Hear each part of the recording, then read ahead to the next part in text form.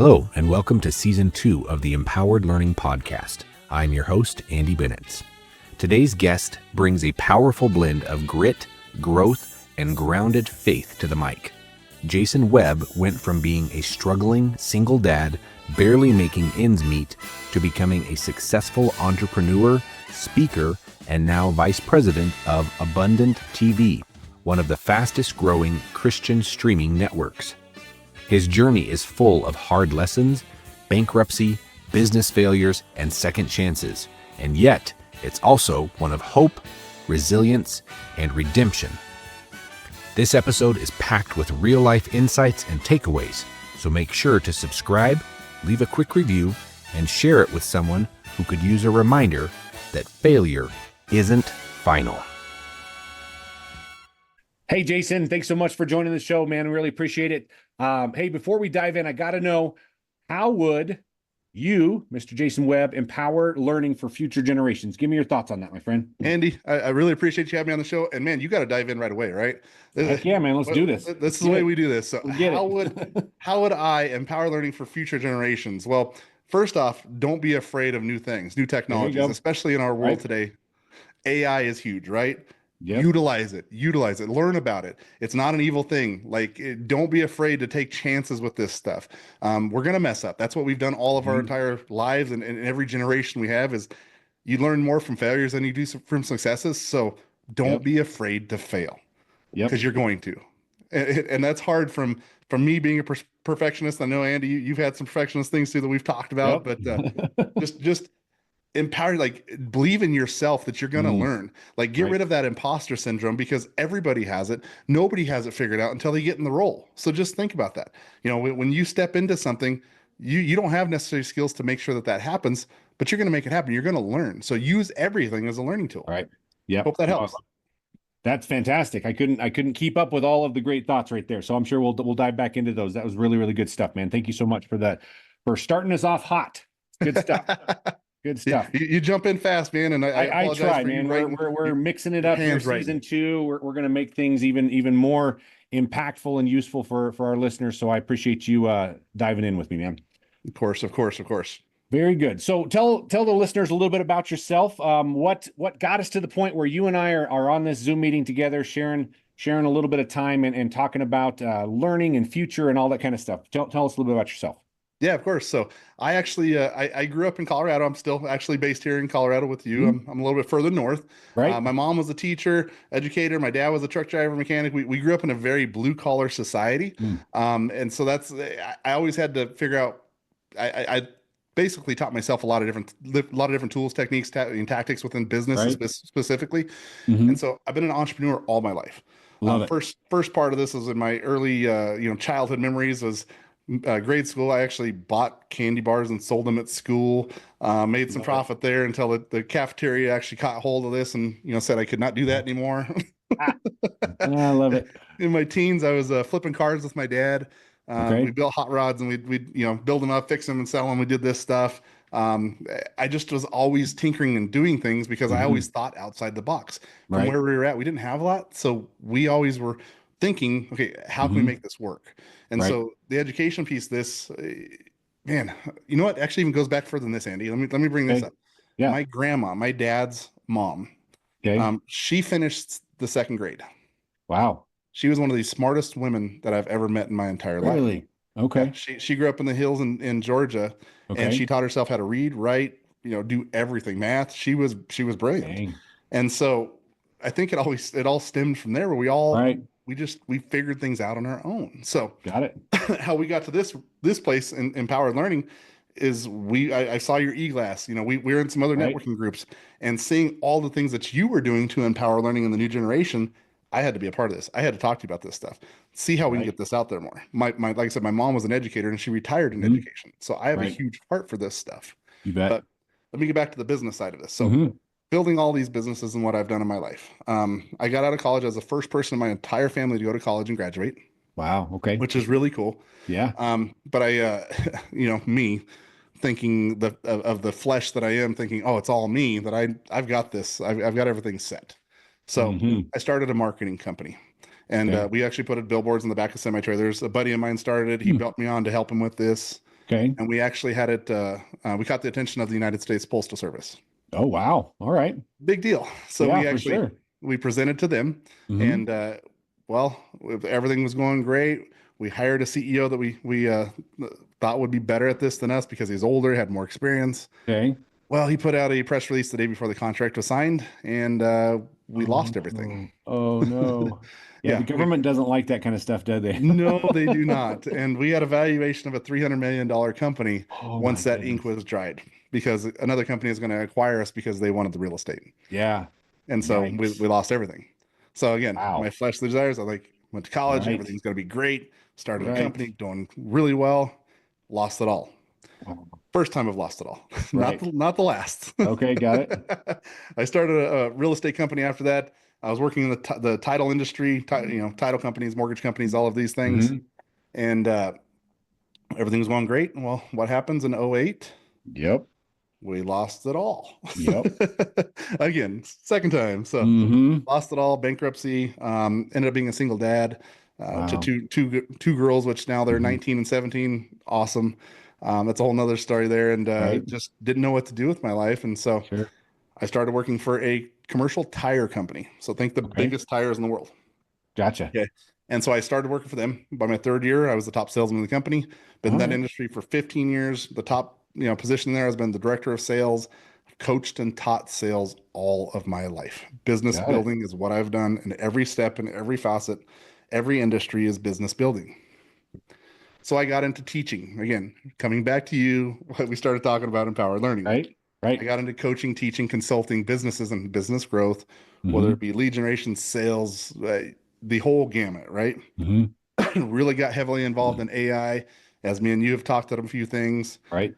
and it's just exploded. It's grown tremendously fast, and now I get to bring in my faith, which I haven't even talked about yet, into how I coach, how do I teach, all of these pieces, and how do I serve? We talked about AI. There's a new thing coming around just recently. I don't know if you've seen this, Andy, where if you use ChatGPT or any of these type of things, I actually put in a question there saying, in all of our threads, after going through all of our threads, what is one thing that you that I might not know about myself that you want to tell me? Right.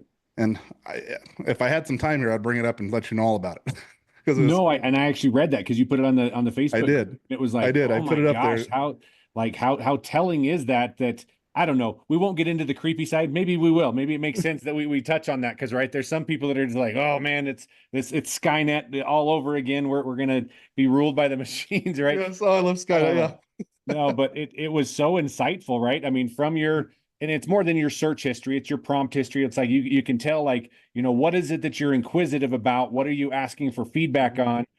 Taking all that into account, tell me about myself, or what can you gather from the type of person I am? Like, I don't know about you, but like if that is what this crazy whole language model picked up from me, if they said the same thing about me as they did you, I would be like, all right, I'm going in the right direction. It sounds like I'm doing a good thing here. I was very impressed with that. I appreciate that. Yeah, I have it right here. It says, one thing I've noticed is that you're deeply driven by a desire to empower others, not just in business, but also spiritually and personally. Yep. While you focus on growth and success, you're equally invested in seeing the people around you thrive. Whether it's your family, clients, or community, you're someone who consistently blends faith with action, aiming for tangible impact in every aspect of life. This trait makes you not just a leader, but a servant leader. And it seems to be something that comes naturally to you, even if you don't always reflect on how deeply ingrained it is. Wow. So that one hit me right here, man. I know, right? How weird is it that ChatGPT is like hitting you in the feels, right? I'm like, yeah, that's crazy. Yeah, and a computer model, is really pulling those heartstrings. Right. No, and I would echo that. I think there's nothing that it picked up on that I do not wholeheartedly agree with. That you are a servant leader. You do care about other people. You want their success. I love the fact that you marry your faith with your business acumen and your skills and that kind of stuff. I mean, my circle kind of owns that. I think there's other circles that maybe try to keep those separate. More power to them. That is where that is my source. I think that's your source as well. So, let's not divide those out. I think God cares about our our business and our life outside of church just as much as he does inside of it. So completely agree. And that's when I really started to see success, when I actually turned my life from what I was doing to what God could do for me and what I was doing with him. And so that's when the shift happened, about 29, 30 years old, after I lost everything. And so that's been a huge shift in my, not only my business journey, but my entire life. That's when I met my wife. There's been a whole slew of things. So I love it. No, dude. And again, this is why you and I hit it off so well, which is why we've had 3 or 4 calls leading up to this about various things of just like, we're talking from the same playbook. So I'm digging it, man. Completely. Yeah. Very just cool. Like you in your education space, you want to empower others as well. And that's why a lot of things, why we've just became good friends. Right. Absolutely. So let's take a second to kind of pull on that thread just a little bit, because I would love to get your idea for what it's worth for the listeners. Jason and I literally just got off a kind of a consult call, right? He was the business guy. I'm just like asking him questions, this kind of stuff. So maybe a little bit of a carryover from that conversation, but just the idea of as a salesperson, I think that people just have this negative connotation of like anybody that is in sales is, sleazy, is in it for themselves, is not, they come across as like a consultant, but that's really not their heart.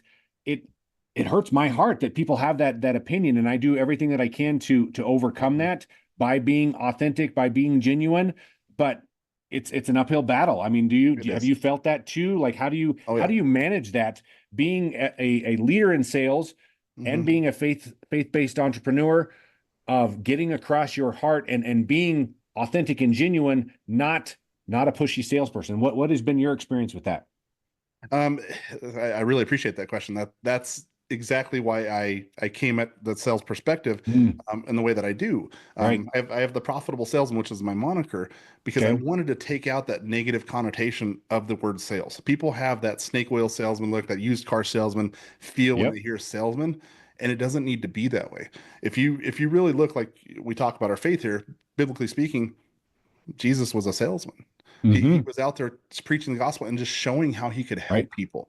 Had nothing to do with selling anything or benefiting him in any which fashion or any sense. Like, in all of the people that I've coached in sales, and I've coached and consulted hundreds and hundreds of salesmen and sales staff about this, it's taking out your ego in this. It's not about you. It's about the customer.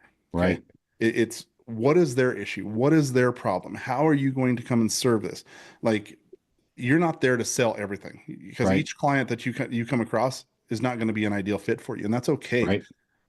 It's how you can best serve them to get what they want. It's, I come back to that Zig Ziglar quote about getting as many, get as many people what they want will get you exactly what you want, right? The more people you help, the more internally it's going to help you too. So we all internally, with that flesh, we have that sense of like, we want what's best for us too. But when you take and get rid of that and you say what's best for other people, guess what? That faith side of us, it gets us what we want. Right. It's super interesting. I'm going to bring up an author that I just recently came into contact with. I'm assuming maybe you've heard of him. If not, then you're in for a treat, because it's a really, really good one. But you brought up the idea that Jesus was a quote unquote a salesperson. Like, he was a craftsman, right? That had worked 30 of his 33 years. I mean, just want to pause for just a second for all of our faith-based folks, right? We read the Bible, and the story of Jesus, every part that people quote is the last 3 years of his life. What did he do for the first 30 years? He was watching, he was learning from his dad, he was helping with the family business. 30 of his 33 years was that. And not to say that the last 3 years were not the most important. I would think that all of us would agree with that, but I don't think we can throw out the first 30 years. There's things that we can learn from his model of life for the first 30 years. Maybe not just as much, but we can't throw that away as well. So anyways, I just thought that was an interesting point that you brought up, that he was a salesperson. We don't think of it in that context, but interesting thought, right? Completely.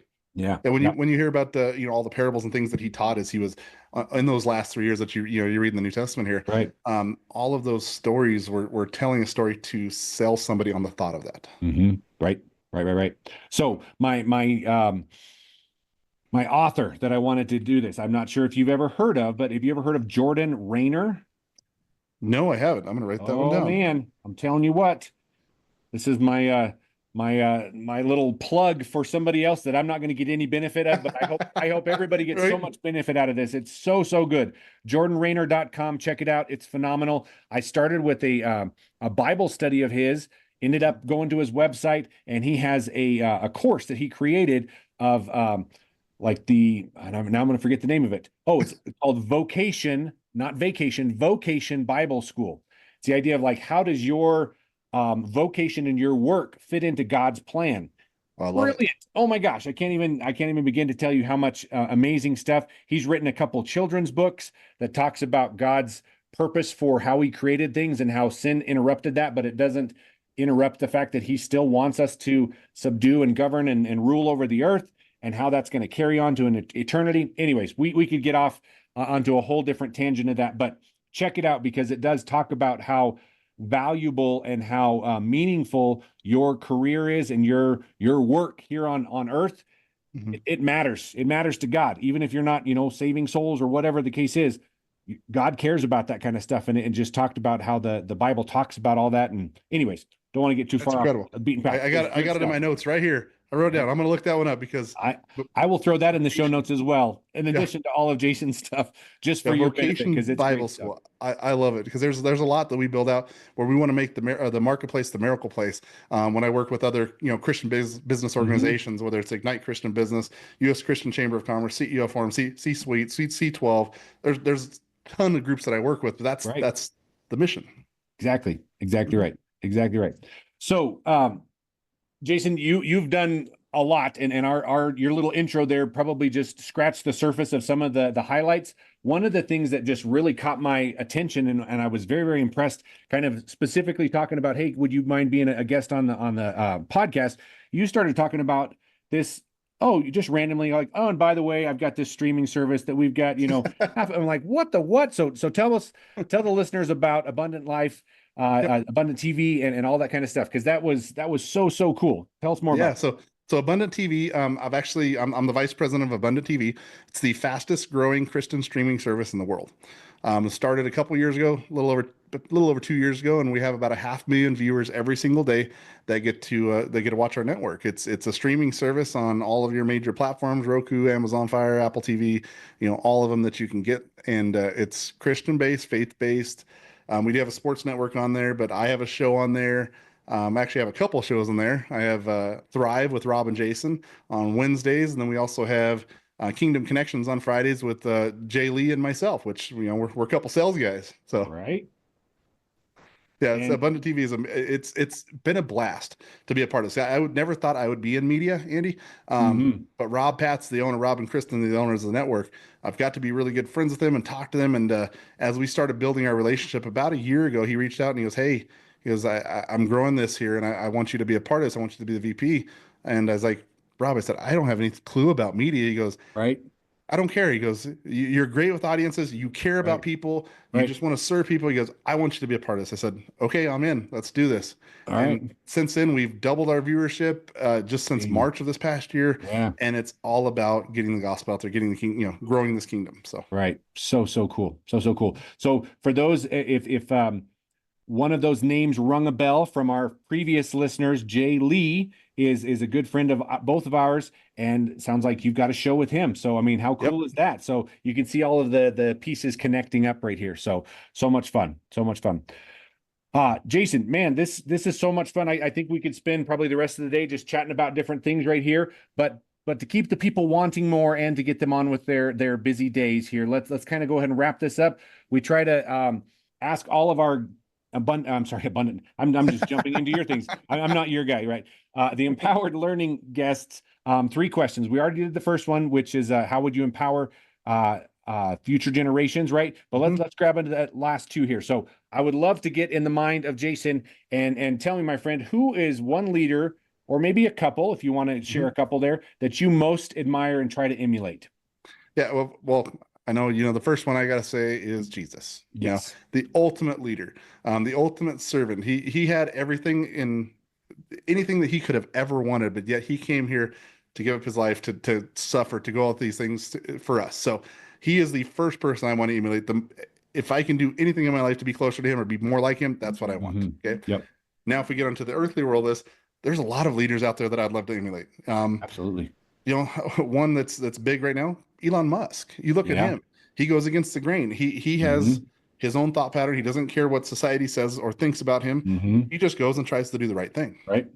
Yep. And that's what I want. All through my life, through the successes, through the failures, I've been chastised, I've been put down, I've been done this, and knowing in my mind that I'm doing the right thing, that's what matters to me. Knowing that the people that really care for me can look up to me and say, look, he did the right thing no matter what. That's what I want. Right. Right. Love it. Very cool. Two very different individuals, but very, very, very great things that you can pull from each one of those. I love it. Very good stuff. I guess it shouldn't surprise me that, an entrepreneur in the AI space might look up to Elon Musk a little bit. I guess that makes sense, right? Exactly. All right. Very good. So the last one for you, as lifelong learners, I'm sure you are as well. It sounds like you are in a very different space this year than you were last year. What is some learning that has most impacted you in the last year? AI tremendously. And I think that's a lot of people in our space are out there right now.